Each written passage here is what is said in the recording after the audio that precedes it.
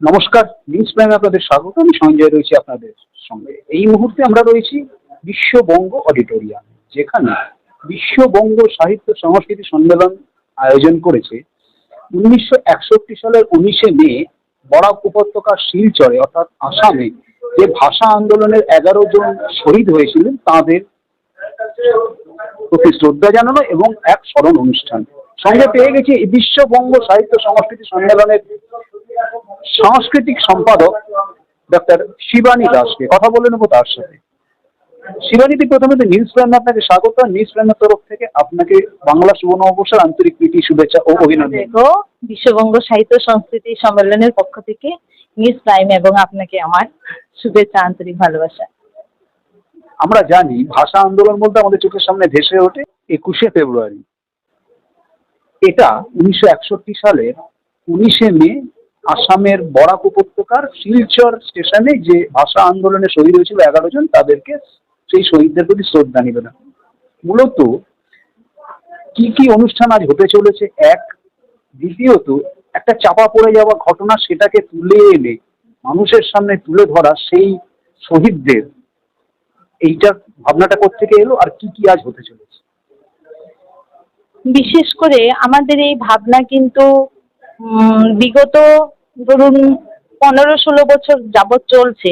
মাঝখানে করোনা আবহে আমাদের এটা একটু চাপা পড়ে গিয়েছিল, যদিও আমরা ঘরোয়াভাবে শ্রদ্ধা জানাতাম। এই করোনাকালীন পর আমাদের এই পরিসরে এটা করা, যদিও বড় পরিসরে করার ইচ্ছে ছিল, কিন্তু যেহেতু ইলেকশন নির্বাচন আছে বলেই আমরা নিজস্ব প্রেক্ষাগৃহে এটা করছি।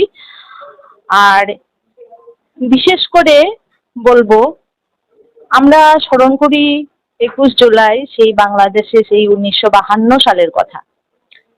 ঠিক 9 বছর পর 61 আন্দোলন, কারণ 1952 আর 61 মধ্যে 9 বছর থেকে যায়, কিন্তু আমরা এপার আর ওপার বলতে তো আর একটাই বুঝি, আমাদের ভাষা, মাতৃভাষা বাংলা।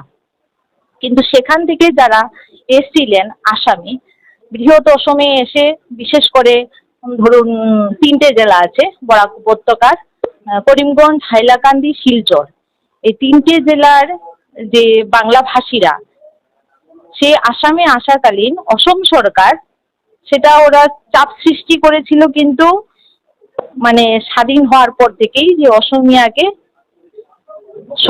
সর্বস্তরে সেটা প্রাধান্য দেওয়ার জন্য, কিন্তু মাতৃভাষাকে স্বীকৃতি দেওয়ার জন্যে সেই প্রজন্ম আমাদেরকে আন্দোলনে সাড়া জাগিয়েছিলেন।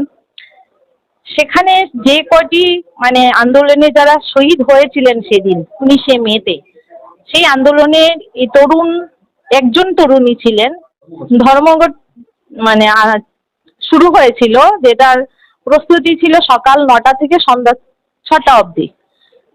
সেই 12 ঘন্টার সেটা দেখা গেল যে না, অসম সরকার দেখলো যে সেটা তো অনেক বিরূপ প্রতিক্রিয়া চলছে। তো যাই হোক, সেখানকার অসম সরকারের যে প্রশাসনিক স্তরের যে ব্যাটালিয়নরা আছেন, সেই অসম রাইফেলসের তখন গুলিবর্ষণ শুরু হলো, গুলিবর্ষণ হয়, এবং সেই গুলিবর্ষণে কিন্তু 5 শতাধিক আহত হয়েছিলেন, তারও বেশি। কিন্তু সে 11 জন সেদিন মারা যায়নি, সেদিন 9 জন মারা গিয়েছেন, তারপরে 2 জন মারা যান, এবং এদের শবদেহ নিয়ে 20 তারিখ শোক মিছিল হয়। তার জন্য 19-20 আমরা এই পালন করছি।